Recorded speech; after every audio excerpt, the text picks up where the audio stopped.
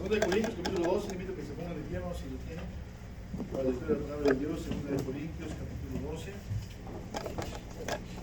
Es un pasaje muy conocido.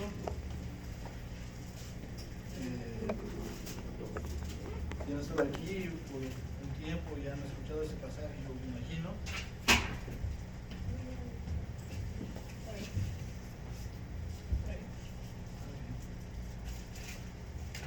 Pasan a los mejores, ¿verdad? También me pasa. 1 Corintios 12, vamos a comenzar el versículo 7, hermanos. ¿Estamos ahí?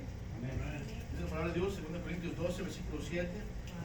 Y para que la grandeza de las revelaciones no me exaltase desmedidamente, me fue dado un aguijón en mi carne, un mensajero de Satanás, que me abofetee para que no me enaltezca sobremanera.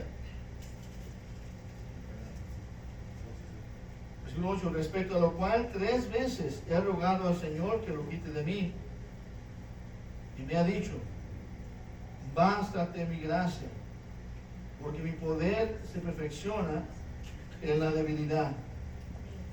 Por tanto, de buena gana me gloriaré más bien en mis debilidades, para que repose sobre mí el poder de Cristo. Por lo cual, versículo 10, por lo cual, por amor a Cristo, me gozo en las debilidades, en afrentas, en necesidades, en persecuciones, en angustias, porque cuando soy débil, entonces soy fuerte. Vamos a orarnos, vamos a ir ante el Señor una vez más. Padre Celestial, una vez más, Señor, venimos ante su presencia, Señor, para rogarle de su bendición sobre ese tiempo. Señor, le pedimos que use su Espíritu Santo, Padre, para obrar en nuestros corazones, abra los entendimientos, Señor, para recibir su palabra y aplicarla en nuestras vidas, Señor. Necesitamos, Señor, su mano poderosa obrando en este momento en nuestras vidas. Necesitamos, Señor, acercarnos más a sus pies. Te rogamos, Señor, que nos ayude a entender, Padre, por qué pasan las cosas. ¿Por qué pasamos por dificultades? Ayúdanos, Señor, esta mañana, se lo pedimos. Y una vez más, Señor, le pido por aquellos que no pudieron venir esta mañana, que sea con ellos, Padre, y ayúdenles, Padre, para que puedan volver a reunirse con nosotros una vez más. Y, Señor, que también esta mañana podamos salir diferentes de como cuando entramos. Porque usted obró nuestras vidas. Lo pedimos, Señor, en el nombre de Cristo Jesús. Amén. Amén. Amén. Pueden estar siendo. Gracias por estar de pie. Yo creo, hermanos, que todos los que estamos aquí, y tal vez los que están escuchando a través del video, ¿verdad? Pueden identificarse con lo que vamos a decir hoy, este día. Todos hemos tenido alguna vez una situación que nos salió algo mal. ¿Amén? ¿Cuántos podemos decir eso? Algo que teníamos esperanzas de que saliera bien, algo que tal vez estábamos orando al Señor, pero salió de otra manera, salió mal, nos decepcionamos, nos desanima, tal vez no era lo que esperábamos, y es algo que nos causa ansiedad, tal vez tristeza, tal vez pasamos por un tiempo de prueba, cuando todo parecía estar bien en el hogar o en la vida, algo se derrumba, un plan, una situación, la salud tal vez, y nos quiere hacer desesperarnos. Y tal vez las esperanzas de lo que teníamos planeado, el gozo que teníamos, se desaparece por completo. Tal vez le sucedió así como el apóstol Pablo. Si lee ahí el capítulo 11, está hablando de una gran visión que Dios le dejó tener. También el capítulo 12 ahí, de cómo él pudo ver cosas, ¿verdad?, en el cielo. Cosas, dice ahí, que no hay ni palabras existen para poder describir lo que él vio y decir lo que no se le permitió hablar de lo que él vio allá en el cielo. Imagínense, hermanos, que si usted y yo, Dios nos permitiera tener una visión de lo que realmente está en el cielo, ¿cómo nos cambiaría? ¿Cómo nos haría ver la vida? O tal vez, ¿cómo nos haría cambiar nuestra manera de pensar? Pero vemos que Dios le dio un aguijón al apóstol Pablo. Hemos hablado de eso varias veces, ¿verdad? Que pudo haber sido una enfermedad, pudo haber sido una enfermedad de su vista muy dolorosa, pudo haber sido cualquier otra cosa, pero sabemos que tres veces el apóstol Pablo le pidió al Señor: quítame este aguijón, quítame este dolor, quítame esta cosa que me molesta. Y 3 veces Dios le dijo no. ¿Por qué suceden esas cosas? Muchas de las veces, hermanos, quiero asegurarte, muchas de las veces esas cosas que pasan no son un ataque personal contra nosotros, más bien es algo que Dios personalmente está permitiendo que pase en nuestras vidas.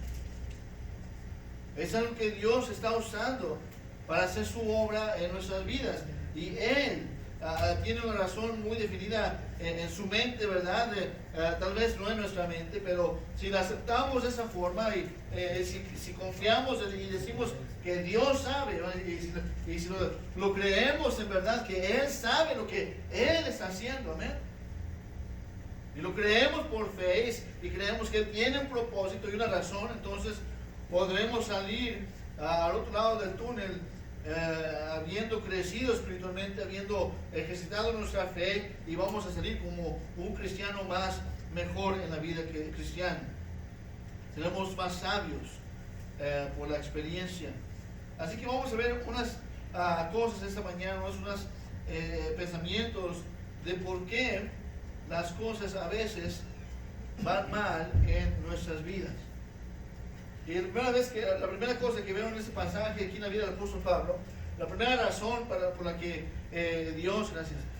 Dios permitió que ese aguijón llegara a su vida, esa cosa que le causaba dolor, esa cosa que le causó desesperación, y que 3 veces le rogó: Señor, quítamelo, y 3 veces Dios le dijo que no.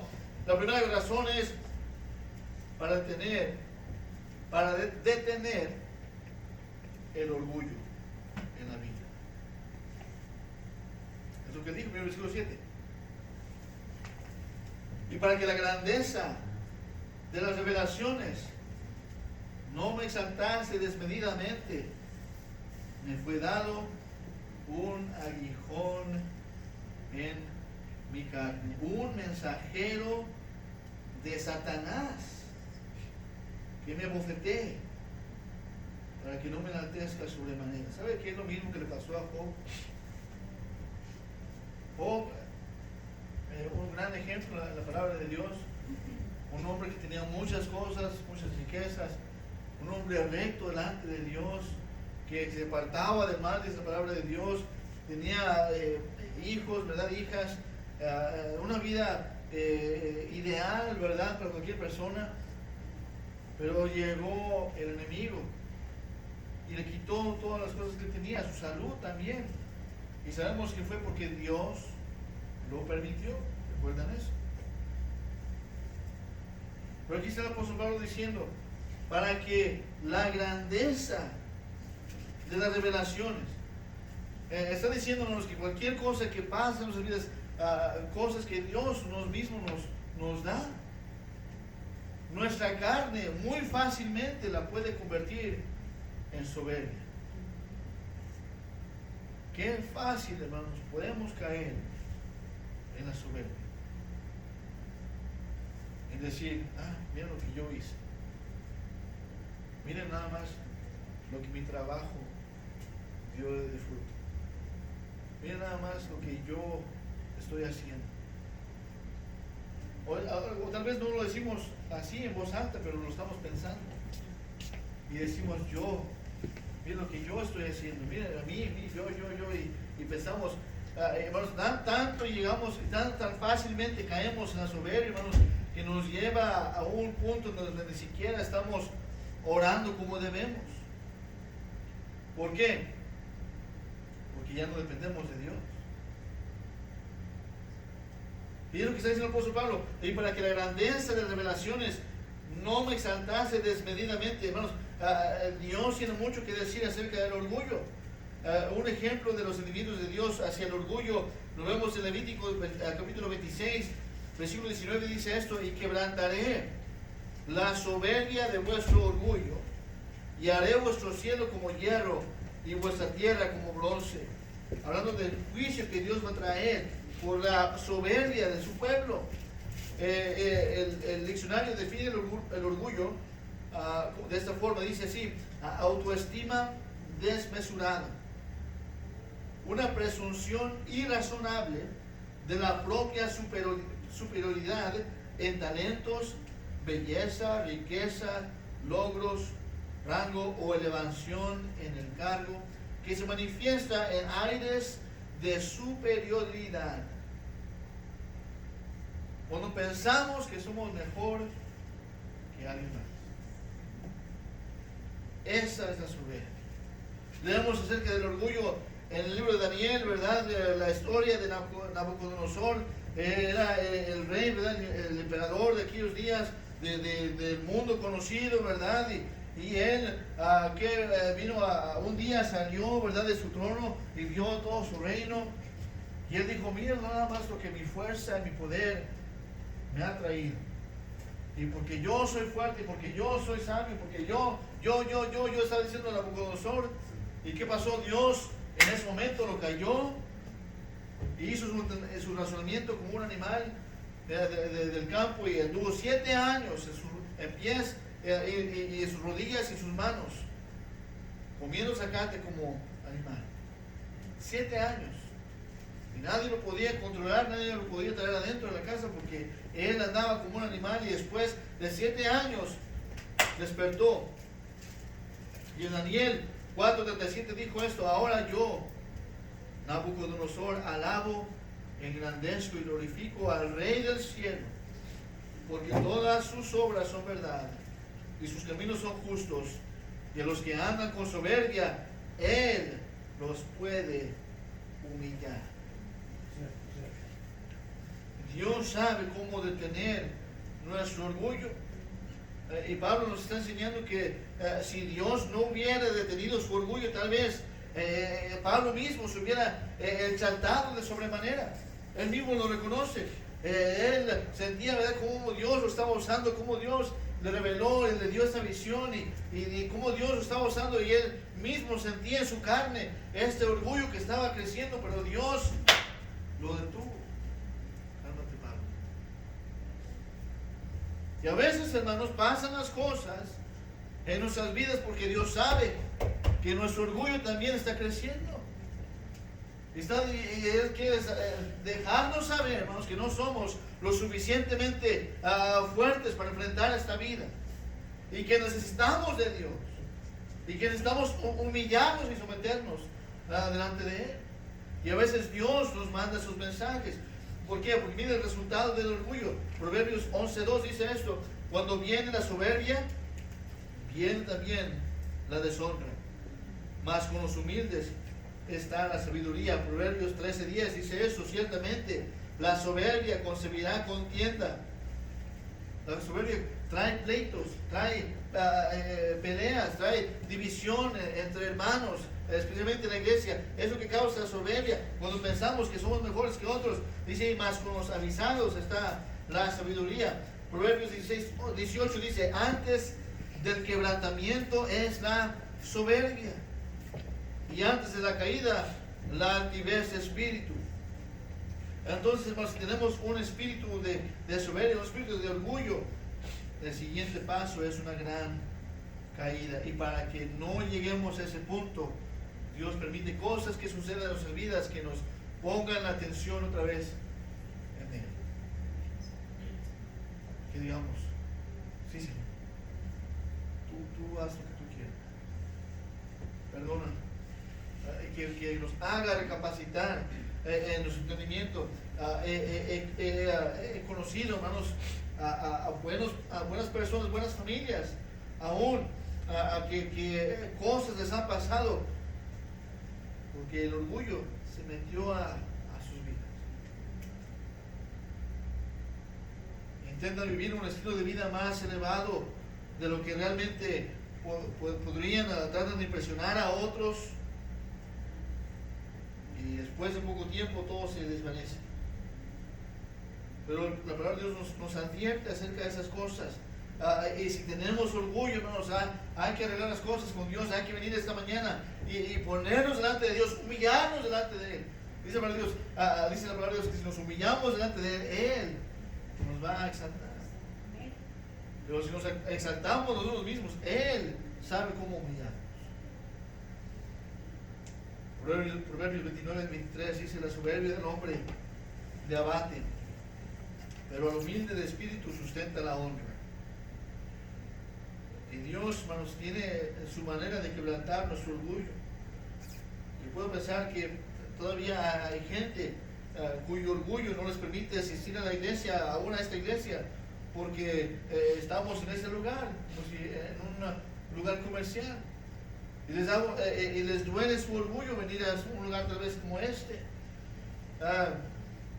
Hay gente, ¿verdad?, que les duele el orgullo si no traen un carro del año. Yo me recuerdo cuando estaba en el colegio, manejando un carro que se calentaba cada vez que lo prendía. Una vez a conducir un carro que se calienta, ¿no?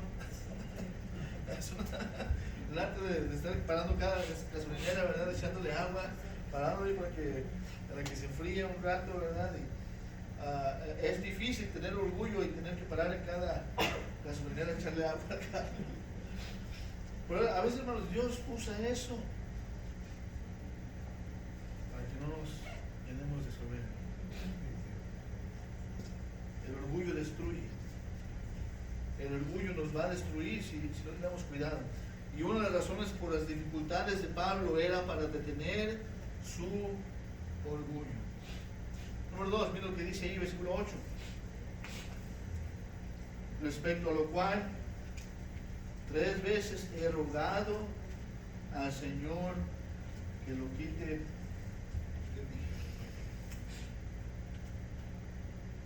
A veces, hermanos, Dios deja que pasen cosas para acercarnos a Él. Para acercarnos a Él. Él quiere llamarnos la atención. Él nos está llamando: hey, quiero que vengas a mí, quiero que dependas de mí. Y este Pablo, ¿verdad?, le llegó ese aguijón y dice 3 veces, se acercó a Dios, dice, y le rogó. Esa palabra, hermanos, rogar, no nada más le pidió al Señor que también, no, él estaba rogando con todo lo que él tenía, pidiéndole a Dios que le quitara esto. Pero Dios estaba diciéndolo: no, te lo voy a dejar porque quiero que vengas a mí, quiero que dependas de mí, quiero que te acerques más a mí, hermanos. Y Dios quiere que nos acerquemos más a Él. Y sabemos que a Pablo no le gustaba este aguijón en la carne y no tenía ningún tipo de cariño por lo que le estaba atormentando, y quería que Dios lo librara de él, se lo quitara. Y era algo tan dramático en la vida de Pablo que 3 veces diferentes ahí vemos, ¿verdad?, cómo Dios le decía no, pero Pablo seguía pidiendo. Pero este aguijón en la carne fue una bendición disfrazada, ¿verdad? ¿Por qué? Porque ese aguijón en la carne fue lo que lo llevó a Dios, lo llevó a acercarse más a Él. Hermanos, y es a veces lo que Dios hace, hermanos, que Él quiere que esos aguijones que vienen a nuestras vidas, que parece que no nos gustan, que nos duelen, que queremos que ya se terminen. Pero a veces Dios está diciendo: lo estoy usando para atraerte más a mí, para que te acerques más, para que podamos tener una relación más íntima, para que no se te suba el orgullo y te acerques más a mí. Vemos el ejemplo de David. Tenemos, yo creo, la mayoría de los salmos que tenemos, hermanos, ahí en el libro de los salmos, fueron escritos cuando David estaba huyendo por su vida, cuando David estaba en angustia, cuando David estaba en pruebas, dificultades. Y la mayoría de los salmos está ahí David clamándole a Dios: Señor, sálvame, ayúdame, dame la victoria sobre mis enemigos. Y está ahí, y los salmos son oraciones que David estaba haciendo durante tiempos de dificultad. Imagínense cuántos no tuviéramos si David no hubiera pasado por esos momentos de dificultad.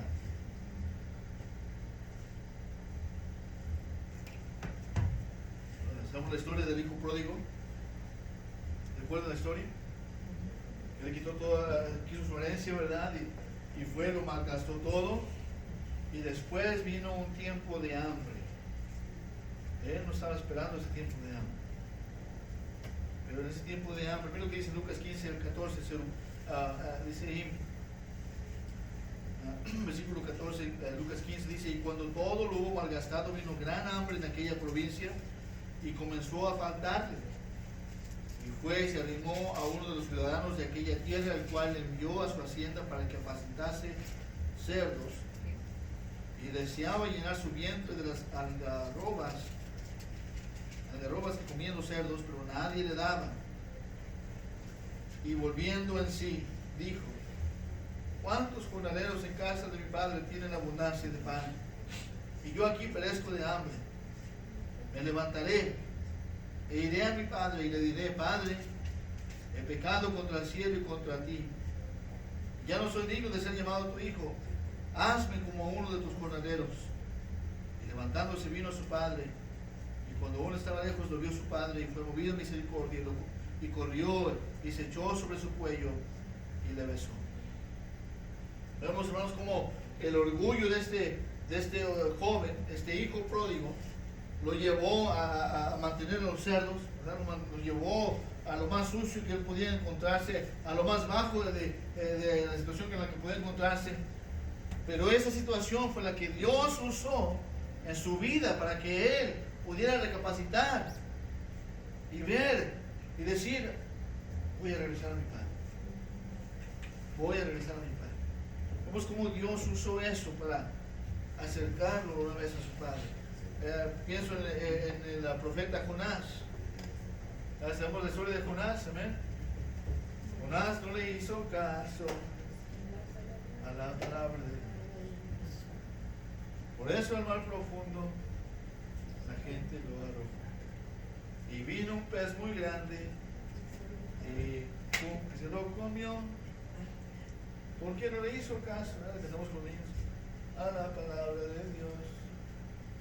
Pero Dios usó ese pez. Y en ese pez, ahí, ¿verdad? Yo sentía él ahí con los peces muertos y las algas, ¿verdad?, que estaban ahí dentro del estómago del pez, ahí apretado en la sociedad y todo eso. Ahí dice: oró Jonás. Oró Jonás. Dijo: ¿sabes? Y voy a hacer lo que tú quieras. Dios usó ese pez para traer a Jonás a los pies del Señor, a orar, a rendirse. Dios usa las situaciones, hermanos, para traernos atención, para acercarnos a Él. Y tal vez la crisis que estamos experimentando en este momento puede ser para llevarnos más cerca a Dios. Me pregunto: ¿cuántas personas han tenido que pasar por problemas, dolores y tragedias simplemente porque Dios tenía que hacerlo para que regresaran a Él?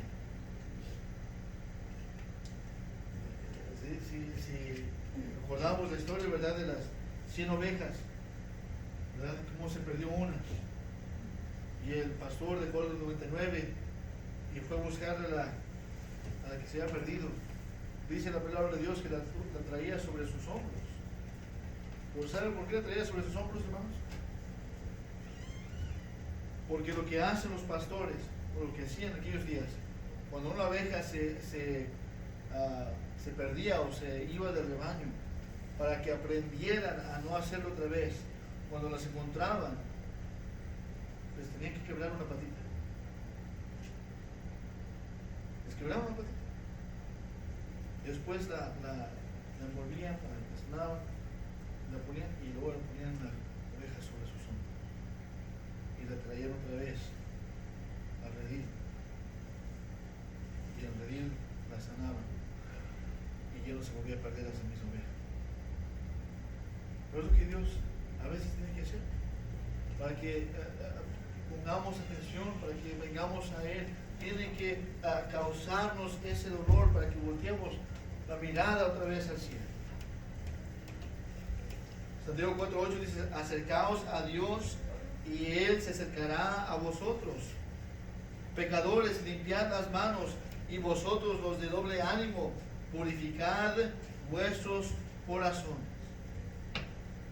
Y ese versículo tiene una forma muy sencilla para poder escapar, ¿verdad?, de esos momentos de dificultades. Ahí, acercaos a Dios y Él se acercará a vosotros. Ese es su propósito, para permitir lo que pasa a veces. Y cuántas veces hemos acudido a Dios durante tiempos de crisis, pero muchas veces muchas personas no lo hacen. Y es lo que pasa a veces, ¿verdad? En nuestras vidas es como cuando andamos manejando en el carro, ¿verdad? Dejamos a Dios en la cajuela, solamente en momentos de emergencia. Cuando necesitamos de Dios, vamos y lo sacamos de la cajuela. Y hay otros que lo tienen en el asiento de atrás.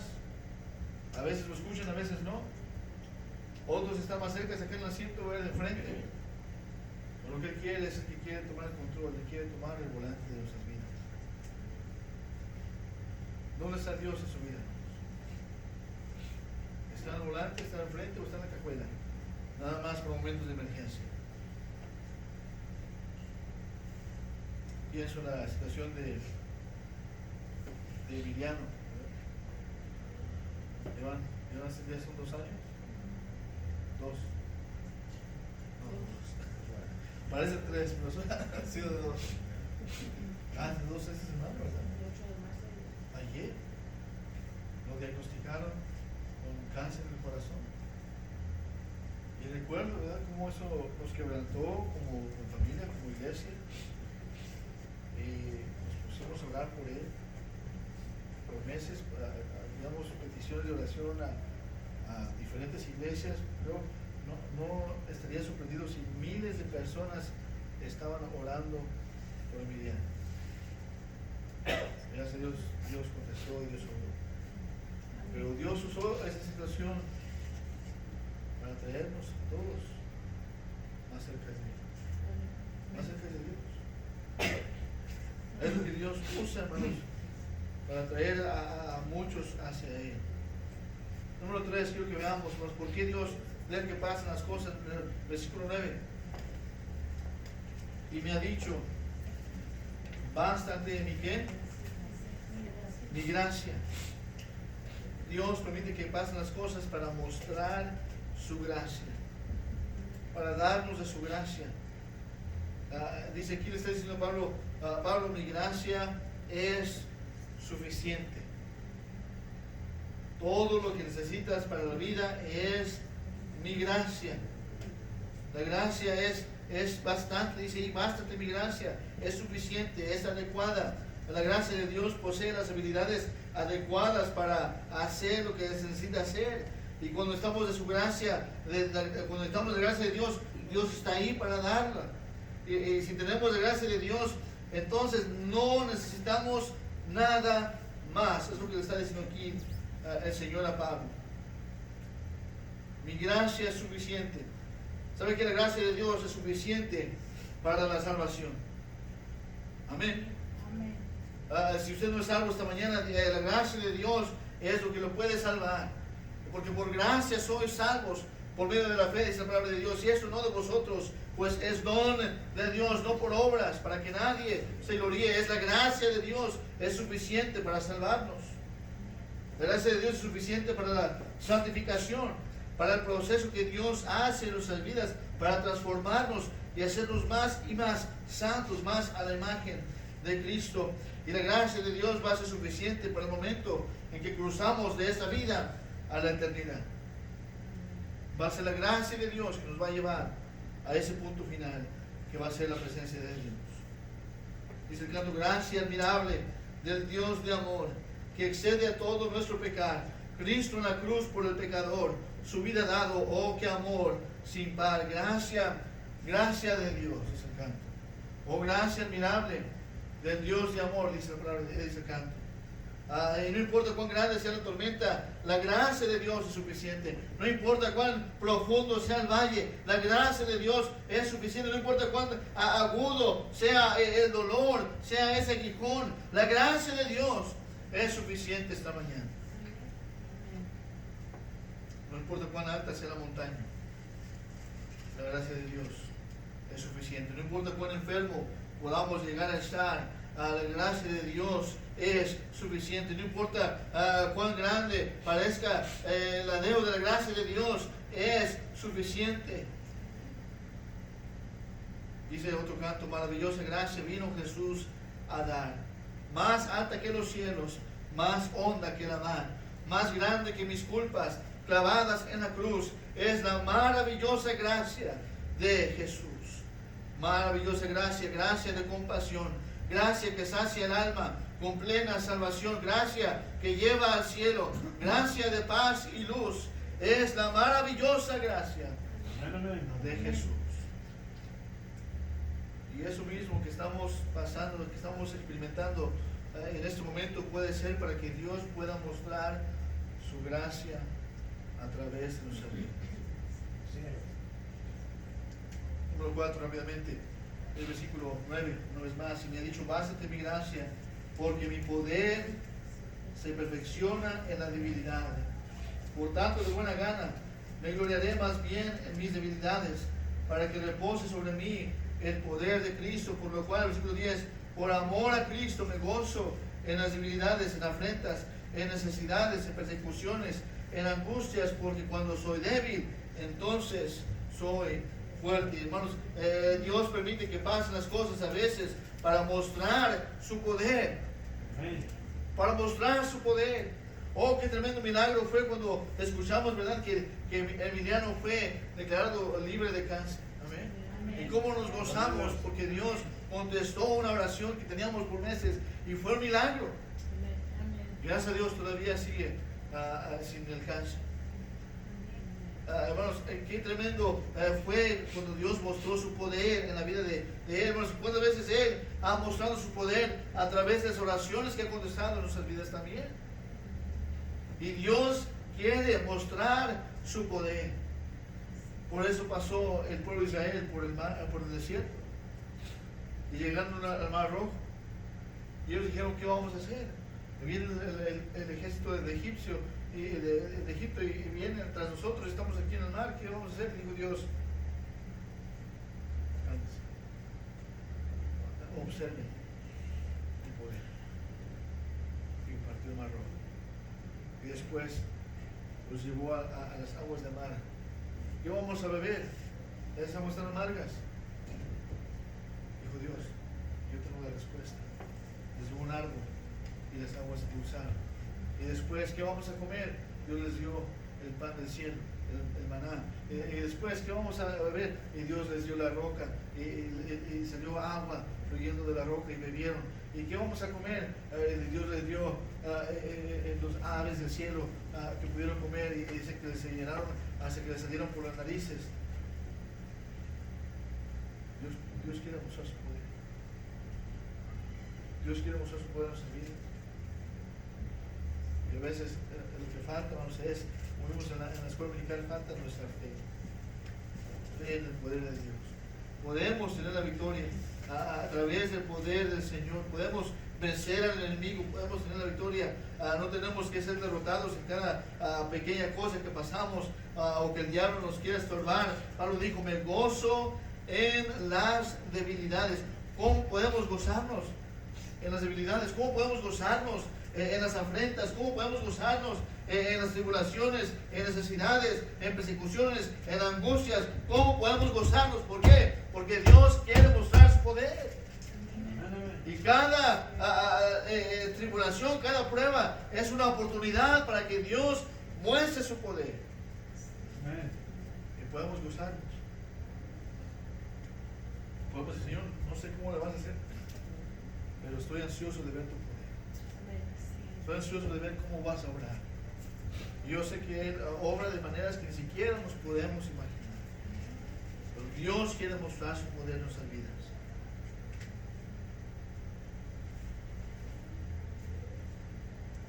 Y luego número 5 para terminar. Una vez más, el versículo 10. Dijo ahí el apóstol Pablo, por lo cual, por amor a Cristo me gozo en las debilidades, en afrentas, en necesidades, en persecuciones, en angustias, porque cuando soy débil, entonces soy fuerte. Miren lo que dice ahí, por lo cual dice ahí, por amor a Cristo. Dios permite, hermanos, que pasen las cosas para que estemos rendidos a su voluntad. A su voluntad. Y ya Pablo después, el último dijo él, por amor a Cristo. Por amor a Cristo. Por la causa de Dios. Porque Él me amó primero. Porque Él dio su vida por mí. Porque Él me salvó del infierno. Porque Él ha hecho tanto por mí. Tanto que yo le amo. Yo le amo a Él. Ahora su amor va a ser respondido. Él sufrió por mí. Lo menos que yo puedo hacer para mostrar mi amor por Él es pasar necesidad. Sufrir en esta vida. Por amor a Cristo. Voy a dejar que se haga su voluntad. No la mía. Él dijo, antes de morir, Señor, que se haga tu voluntad. No la mía. Y ahora Pablo está diciendo ahora, por amor a Cristo, voy a seguir su ejemplo y voy a dejar que se haga su voluntad. Y bueno, cuando esta actitud prevalece en nuestras vidas, entonces vamos a estar en la voluntad de Dios, sirviendo a Dios, haciendo la obra de Dios de la forma que Dios quiere. ¿Cuál es la voluntad de Dios para usted en este momento? ¿Qué es lo que Dios quiere que usted haga con su vida por amor a Cristo?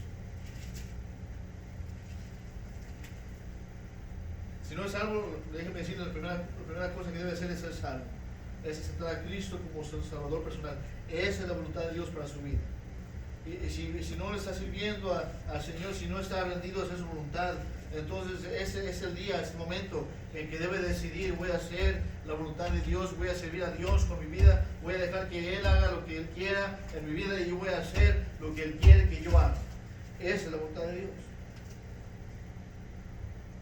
Alcanzar a otros con el mensaje del Evangelio. Esa es la voluntad de Dios. Seguir siendo fieles a la iglesia es la voluntad de Dios. ¿Qué más quiere Dios que hacer a través de su vida? ¿Qué es lo que Dios tiene que hacer para que estemos rendidos? Va a tener que tener otro aguijón a su vida para que finalmente le demos la atención, la honra, la gloria que Él merece. ¿En dónde estamos? ¿Cómo andamos con Dios? Por eso pasan las cosas. ¿Cómo está nuestro orgullo? Nuestra soberbia. Estamos en humildad delante de Dios. Hay que someternos a Él en este momento, antes de que Él tenga que llamarnos la atención. Dijo a Nabucodonosor, Él sabe cómo interactuar sobre Él. Vamos a orarnos. Pido que se ponga en pie.